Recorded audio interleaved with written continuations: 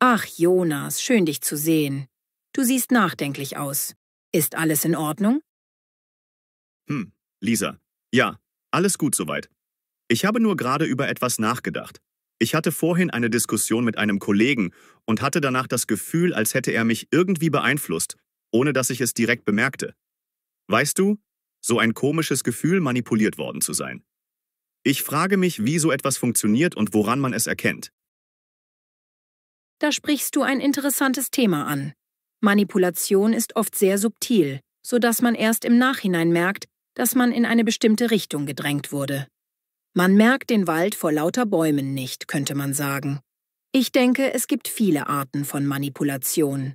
Von emotionaler Erpressung über gezielte Desinformation bis hin zu sprachlichen Tricks. Genau das meine ich. Ich frage mich, wie unterscheiden sich die verschiedenen Formen von Manipulation? Und warum sind sie so effektiv? Ich meine, wir sind doch alle einigermaßen vernünftig, oder? Auch der Klügste stolpert mal über seinen eigenen Fuß. Vernunft ist eine Sache, aber Manipulation zielt oft auf unsere Gefühle, Ängste und Bedürfnisse. Es gibt verschiedene Arten, zum Beispiel das Gaslighting, bei dem der Täter bewusst die Wahrnehmung des Opfers in Frage stellt, um es an sich selbst zweifeln zu lassen.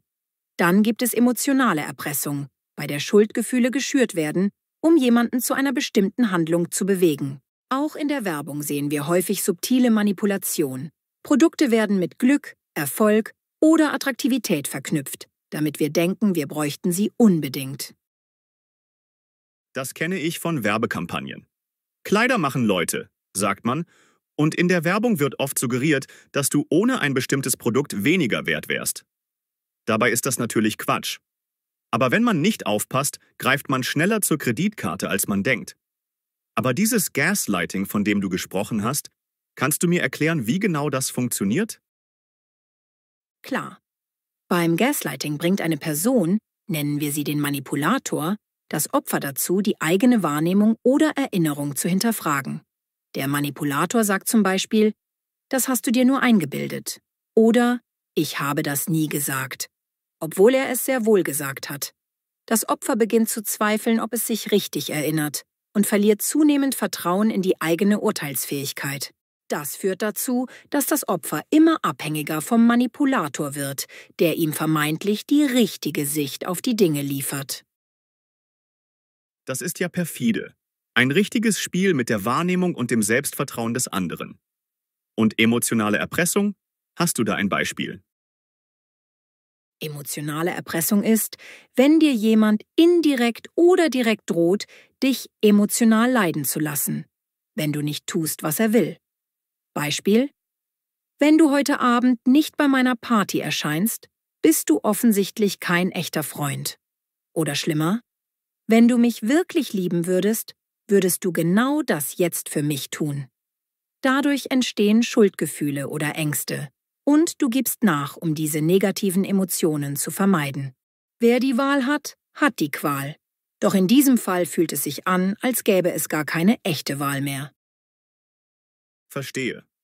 Also wird man quasi an den eigenen Gefühlen gepackt. Und was ist mit subtileren Formen, vielleicht in der Politik oder den Medien?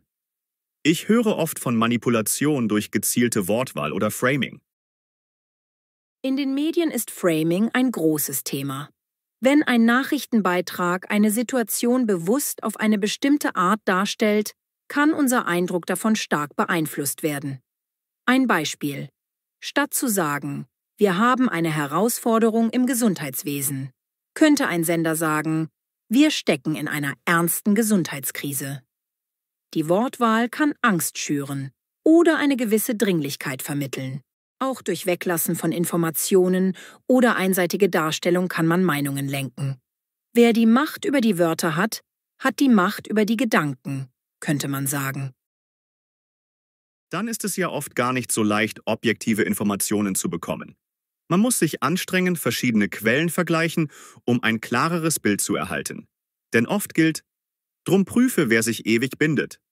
Oder in diesem Fall, prüfe, bevor du eine Meinung übernimmst. Ganz genau. Auch in der Politik werden bestimmte Narrative aufgebaut, um Gefühle zu steuern. Wenn beispielsweise immer wieder betont wird, eine bestimmte Gruppe sei gefährlich, entsteht langsam ein Gefühl der Bedrohung, auch wenn die Faktenlage das nicht unbedingt hergibt. Propaganda funktioniert oft so: Steter Tropfen höhlt den Stein. Wenn man etwas nur oft genug hört, prägt es sich ein, egal ob es wahr ist oder nicht. Und dann gibt es noch Manipulation im Alltag, oder? Im zwischenmenschlichen Bereich, nicht nur durch Partnerschaften, sondern auch unter Kollegen, Freunden, sogar Familienmitgliedern. Manche versuchen, den anderen kleinzureden, um sich selbst besser dastehen zu lassen. Ja, das geht dann in Richtung narzisstische Manipulation. Da werden Komplimente und Kritik abwechselnd gezielt eingesetzt, um dich in eine unsichere Position zu bringen. Der Manipulator möchte, dass du ihn brauchst, seine Anerkennung suchst. Du fragst dich: Habe ich das wirklich falsch gemacht? Oder warum ist er heute so nett zu mir, gestern aber so herablassend? Diese Verwirrung schwächt dein Selbstbewusstsein. Oh Mann, das klingt wirklich unangenehm. Wie kann man so etwas erkennen? Und vor allem, was kann man dagegen tun? Vorsicht ist die Mutter der Porzellankiste. Aber es ist oft schwer, in dem Moment zu erkennen, dass man manipuliert wird. Es ist tatsächlich nicht einfach. Ein erster Schritt ist, auf sein Bauchgefühl zu hören. Wenn du dich nach einem Gespräch mit einer Person oft schlecht fühlst, obwohl objektiv nichts Schlimmes passiert ist, lohnt es sich zu fragen: Wurden hier subtile Sticheleien platziert? Wurden meine Worte verdreht? Wenn du immer wieder an dir zweifelst, nachdem du mit einer Person gesprochen hast, könnte Manipulation im Spiel sein. Das ist ein guter Hinweis. Wenn ich mich also nach dem Gespräch mit meinem Kollegen verwirrt und verunsichert fühle, sollte ich hinterfragen, ob er vielleicht manipulative Taktiken benutzt. Aber wenn ich das erkenne, was dann? Das hängt von der Situation ab. Man kann versuchen, das Verhalten direkt anzusprechen, nachzufragen: Du sagst jetzt etwas ganz anderes als letzte Woche. Kannst du mir erklären, warum? Oder sich Distanz schaffen, wenn es möglich ist. Bei Werbung oder Medien hilft ein kritischer Blick und das Einholen weiterer Informationen.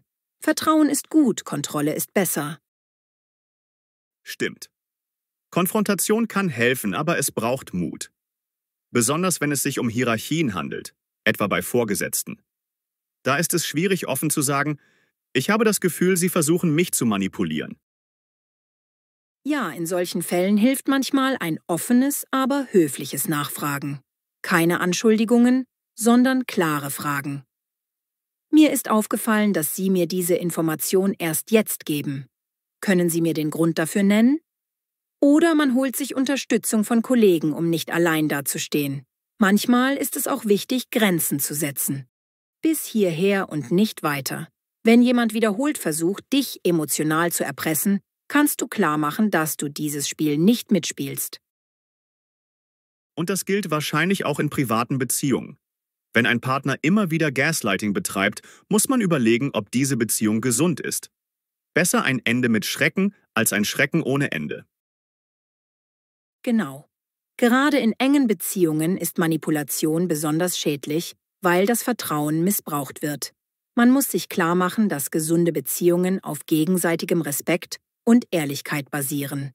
Wenn stattdessen Kontrolle und Abhängigkeit geschaffen werden, ist das ein Warnsignal. Auch Eltern können, bewusst oder unbewusst, manipulativ sein, oder? Wenn sie zum Beispiel sagen: Wenn du mich wirklich lieb hast, machst du das so, wie ich es will. Da wird Liebe an Bedingungen geknüpft. Das kann Kinder stark verunsichern. Ja, das ist leider auch ein Thema. Kinder sind besonders anfällig für Manipulation, da sie weniger Erfahrung und Selbstvertrauen haben. Wenn Kinder ständig hören, dass ihre Wahrnehmung falsch ist oder sie nur dann geliebt werden, wenn sie gehorchen, lernen sie, sich selbst und ihren Gefühlen nicht zu trauen. Das prägt das ganze Leben. Was Hänschen nicht lernt, lernt Hans nimmermehr. Oder zumindest ist es später viel schwieriger, solche Muster aufzubrechen.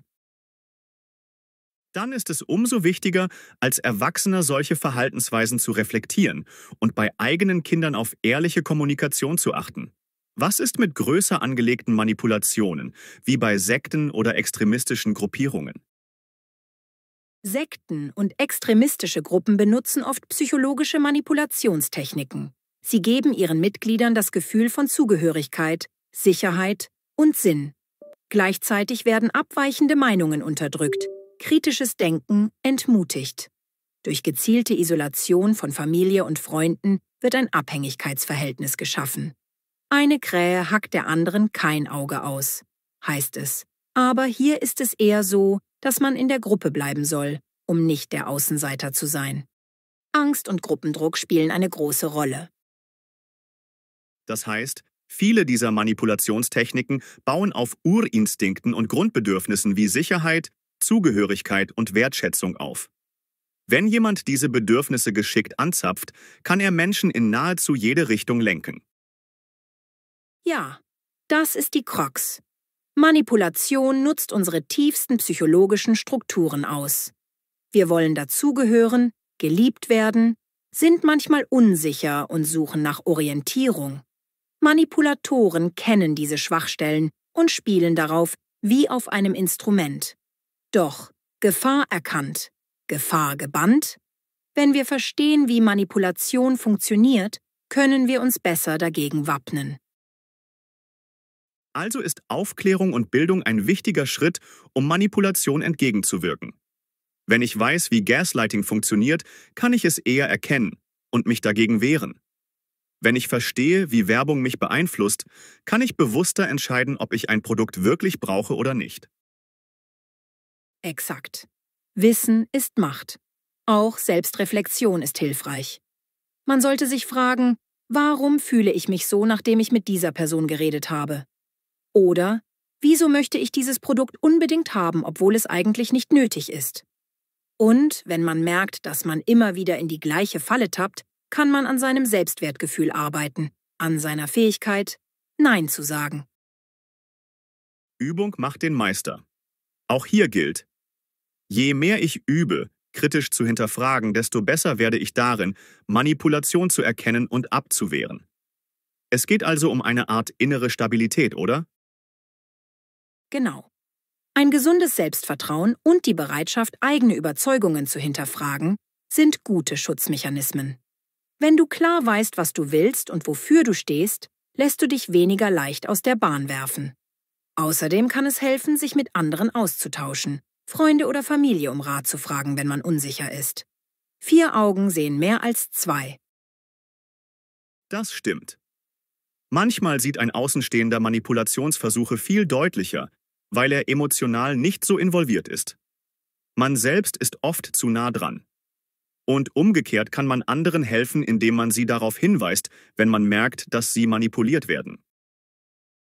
Ja, Unterstützung ist wichtig. Gerade bei lang andauernden manipulativen Beziehungen ist es schwierig, alleine herauszufinden, was normal und was ungesund ist. In extremen Fällen kann professionelle Hilfe sinnvoll sein, etwa durch Therapeuten oder Beratungsstellen. Gemeinsam sind wir stark. Die Macht der Manipulation ist oft nur so groß wie unsere Unwissenheit. Je mehr wir darüber sprechen, umso kleiner wird ihr Einfluss. Ich fühle mich jetzt jedenfalls besser gerüstet, in Zukunft genauer hinzusehen, wenn mir etwas seltsam vorkommt. Das freut mich zu hören. Es ist ja nicht so, dass wir uns ständig vor jedem schützen müssen. Vertrauen ist nach wie vor wichtig im Leben. Aber wir können lernen zu unterscheiden, wem wir dieses Vertrauen schenken und wem nicht. Vorsicht ist besser als Nachsicht. Ja, wir sollten nicht paranoid werden, sondern nur ein gesundes Misstrauen entwickeln, wenn etwas zu gut klingt, um wahr zu sein. Oder wenn wir uns nach einem Gespräch immer schlecht fühlen. Ich denke, genau diese Balance ist entscheidend. Absolut. Und jeder kann dazulernen.